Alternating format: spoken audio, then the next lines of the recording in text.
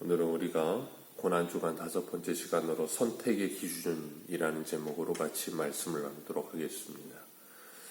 오늘 예수님께서 겟세마네 동산에서 기도하시다가 가룟 유다가 데리고 온 대제사장의 종들에 의해서 잡혀서 대제사장들의 집에서 밤새 신문을 당하시고 심판을 당하시고 그리고 빌라도에게 가시는 모습이 그려집니다. 예수님께서 잡히실 때 베드로가 칼을 가지고 예수님을 잡으러 온 대제사장의 종 말고의 귀를 칩니다. 그때 예수님께서 그 말고의 귀를 붙여주시면서 이것까지 참으라 하셨어요. 그리고 칼을 꽂으라 하시며 칼을 가지는 자는 다 칼로 망하느니라 그렇게 베드로에게 말씀하셨습니다. 그리고 마태복음을 보면 내가 지금 하늘에 명하여 12영도 되는 천사들을 내려보내어 이들을 쓸어버릴 능이 없겠느냐 그런 말씀을 하시면서 그렇게 된다면 성경이 어떻게 이루어지겠느냐 하시면서 잡히셨어요. 예수님은 그들에게 잡혀가신 것이 아니라 잡혀주셨습니다. 요한복음 10장 18절을 보면 이를 내게서 빼앗는 자가 있는 것이 아니라 내가 스스로 버리노라. 나는 버릴 권세도 있고 다시 얻을 권세도 있으니 이 계명은 내 아버지에게서 받았노라. 아멘. 예수님은 그들에게 잡혀주시고 대제사장의 집에 가셔서 증거도 없는 일방적인 수많은 증거들을 나열하며 예수님을 고소 고발하고 그리고 빌라도에게 넘겨집니다. 빌라도에게 넘겨질 때도 새벽에 넘겨져요. 밤중에 잡히시고 대제사장의 집에서 많은 신문을 당하시고 그리고 모함을 당하시고 새벽에는 빌라도에게 넘겨지시는데 그 넘겨지는 방법이 오늘 본문에는 없지만 오늘 본문 1절에는 그냥 새벽에 대제사장들이 즉시 장로와 서기관들 곧 온 공회와 더불어 의논하고 예수를 결박하여 끌고 빌라도에게 넘겨줬다 그랬는데 이 사도 요한은 좀 더 자세하게 기록을 해요.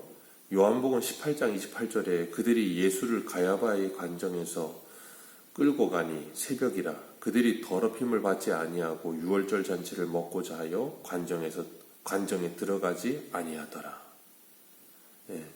빌라도의 관정으로 가요. 그런데 빌라도의 관정 안에 들어가지는 않습니다. 왜냐하면 빌라도가 있는 관정은 이방인의 땅이라고 생각하는 거예요. 거기 들어가면 자신들이 더러워지니까 더러워지면 유월절 잔치를 참여할 수 없고 그 잔치 음식을 먹을 수 없다는 거예요. 그렇기 때문에 그 땅에 들어가지는 않겠다는 거예요. 그리고 예수님을 그 새벽에 잡아가서 빌라도에게 넘겨줍니다.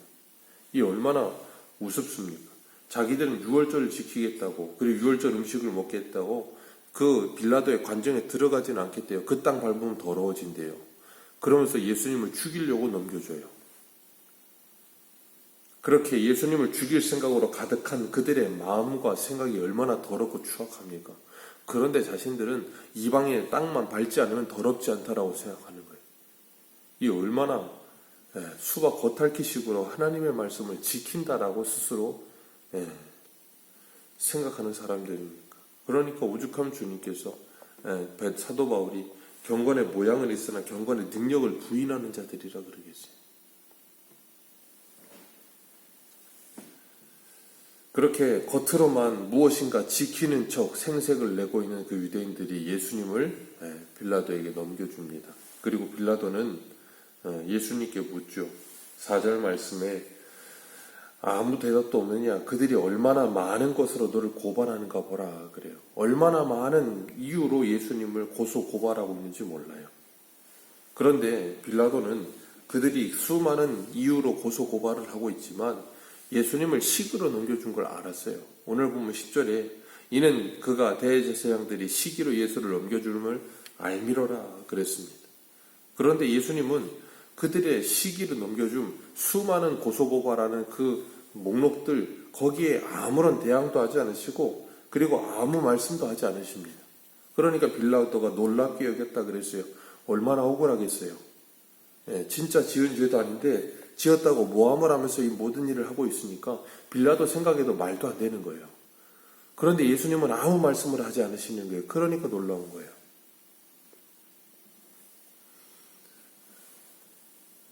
유월절을 거룩히 지키겠다고 하면서 온갖 더러운 생각으로 가득하고 자신의 기득권을 지키기 위해서 예수님을 죽이려고 하고, 그러면서도 그들은 예수님을 수많은 죄목으로 모함을 해서 고소고발하며 사형을 받도록 예수님을 고소고발하고 있는 거예요. 왜냐하면 로마의 심판의 가장 극형이 나무 십자가에 달리는 겁니다. 예수님만 달린 게 아니라 그 당시에 가장 극형이 십자가에 다는 거였어요. 근데 이 사람들은 예수님께 그 극형이 언도되기를 원하는 마음으로 수많은 이유로 예수님을 고소고발한 거예요. 왜냐하면 그 당시 예수님을 따르는 수많은 무리들이 있었거든요. 예수님은 가는 곳마다 수많은 사람들이 따라다녔습니다. 그래서 이 사람들이 예수님을 죽이려고 하는 거예요. 자기들의 기득권을 놓칠 것 같으니까. 로마의 권위 밑에서 자신들이 잘 먹고 잘 살고 살았는데 갑자기 예수님이라는 분이 나타나서 그 모든 걸 뒤엎으니까 그걸 견디지를 못하는 거예요. 그래서 그 시기 때문에 예수님을 죽이는 겁니다. 사람의 시기심이 얼마나 무서운 건지 몰라요. 그래서 요한일서는 그러잖아요. 형제를 미워함이 곧 살인이라. 인류 최초의 살인인 가인이 동생 아벨을 죽인 이유도 거기 있어요. 그들이 왜 극형을 당하게 하고 나무에 달리게 하는가? 율법을 이루기 위해서요. 신명기 21장 23절에 보면 그 시체를 나무 위에 밤새도록 두지 말고 그날에 장사하여 내 하나님 여호와께서 내게 기업으로 주시는 땅을 더럽히지 말라. 나무에 달린 자는 하나님께 저주를 받았음이니라. 아멘.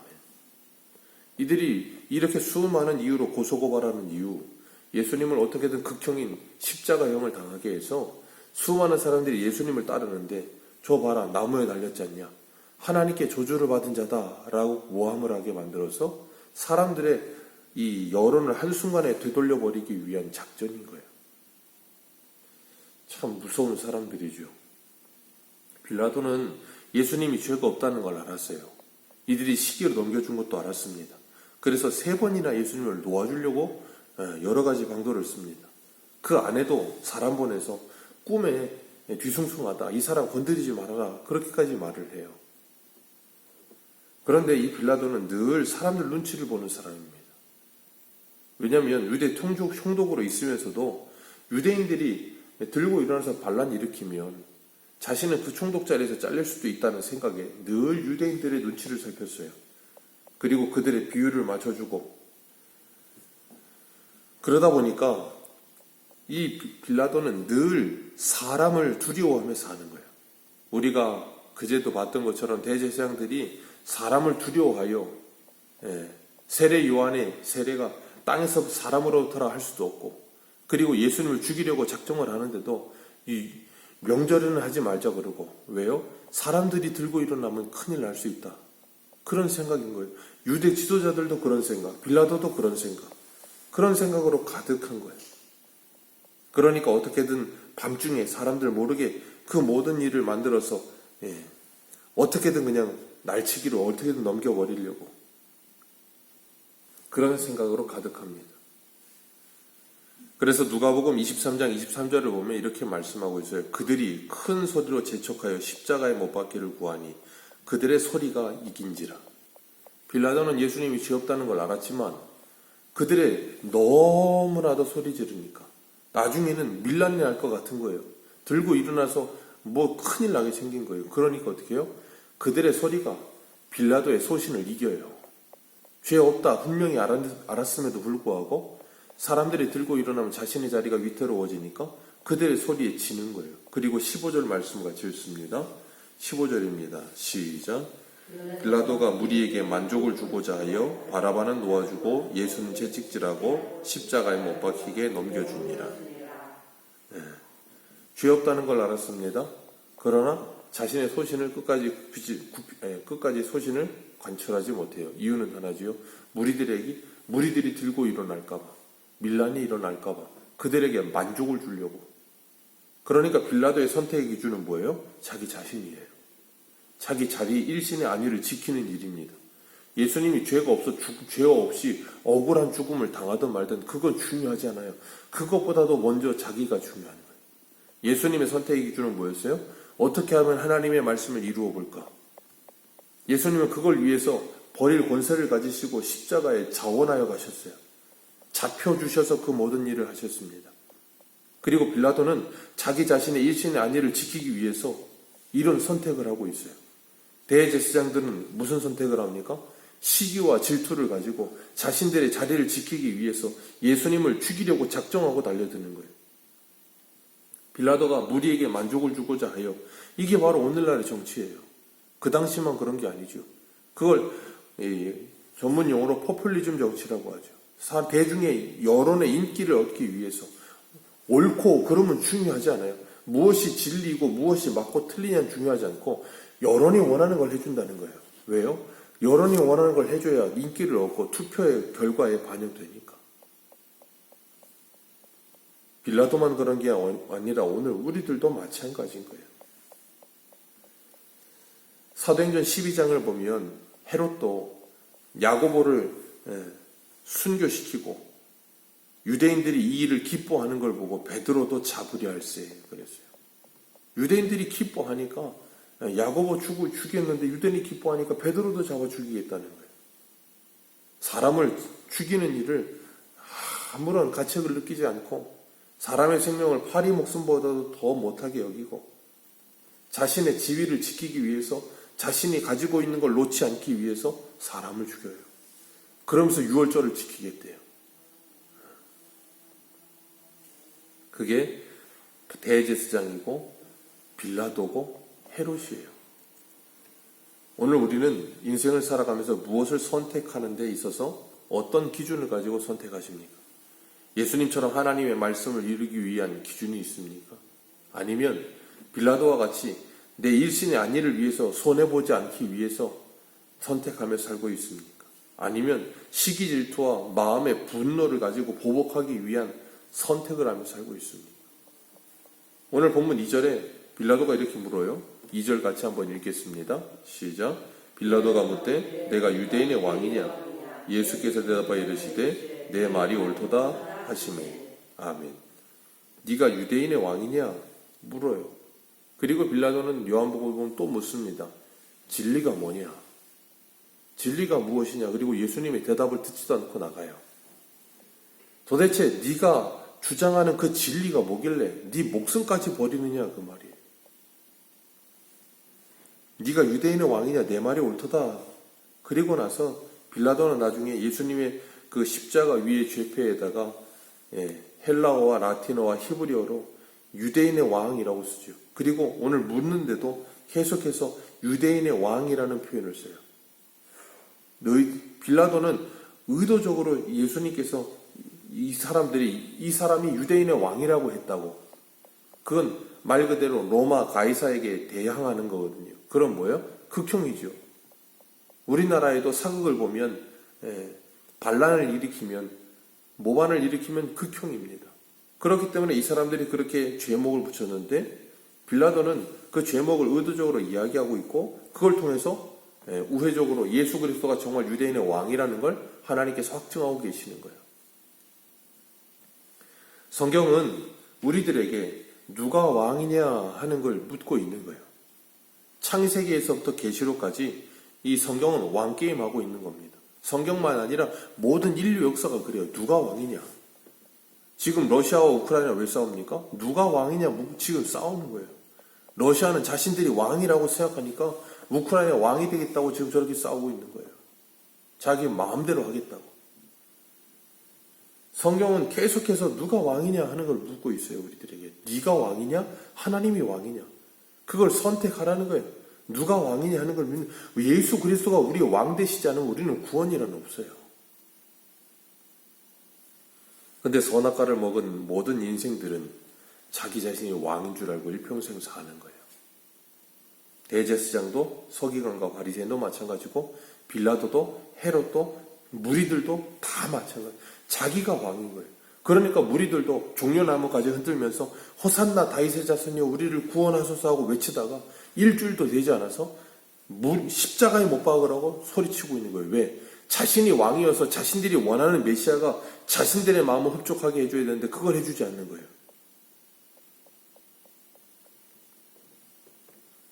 그게 인간의 죄인 것입니다. 그렇기 때문에 우리는 이 땅을 태어나서 일평생 기득권 싸움하는 거예요. 내가 가지고 있는 거 빼앗기지 않기 위해서 시기 질투하고 모함하고 비방하고 내 자리 지키기 위해서 암투를 행하고, 그래서 오죽하면 세상은 총성 없는 전쟁터라 그러겠어요. 이 성경에 나오고 있는 이 사람들의 모습이 오늘날 사람들의 모습과 전혀 다르지 않은 거예요.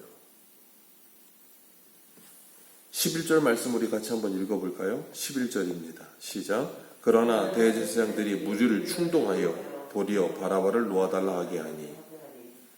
네, 명절 되면 죄수 하나 놓아주는 전례대로 이 빌라도는 당연히 예수님 놓아주라고 할 줄 알고 바라바, 밀란 중에 사람 죽이고 잡혀온 사람과 예수님 누구를 놓아주랴 그랬더니 대제사장들이 무리를 충동질하는 거예요.